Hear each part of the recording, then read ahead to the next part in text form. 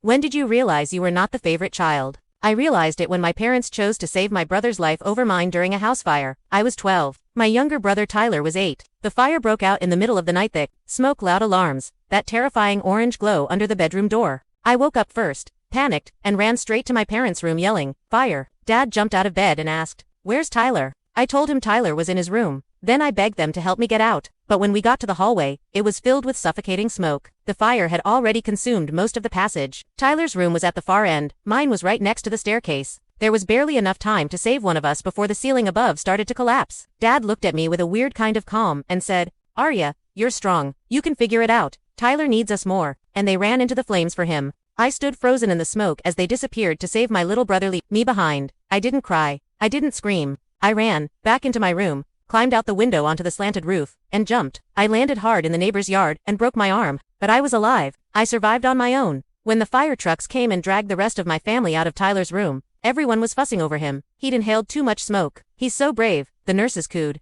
"Such a fighter." No one asked how I'd made it out. When the ER doctor brought up my broken arm, my mom said, "Arya's always been so independent. Our little survivor." That's when it clicked. I wasn't the favorite. I wasn't the one they'd run into a fire for. I was just the one expected to take care of herself. That pattern didn't stop. It just evolved. When Tyler failed his math class, they got him a private tutor. When I struggled in AP physics, they told me to just study harder. When Tyler didn't want to go to baseball anymore, they said he needed a break. When I wanted to quit piano because I hated it, they told me I was a quitter. When Tyler got caught shoplifting at 16, they got him a lawyer. When I got a speeding ticket, I had to pay the fine myself and got grounded for a month. Tyler's impulsive. They always said, "Arya, you know better." Their expectations of me weren't love, they were burdens. Then came college. I got into 3 schools, worked my butt off, and asked for help with tuition. Dad said, "We'll see what we can do." 2 weeks later, Tyler crashed his car while drunk driving. They spent my college savings on his lawyer and a new car. When I confronted them, Mom said, "College can wait. Tyler needs us now." That was it. I packed my stuff, moved out, and never asked for another thing. I worked 3 jobs, got through community college, and eventually earned my nursing degree. Took me 6 years, but I did it without them.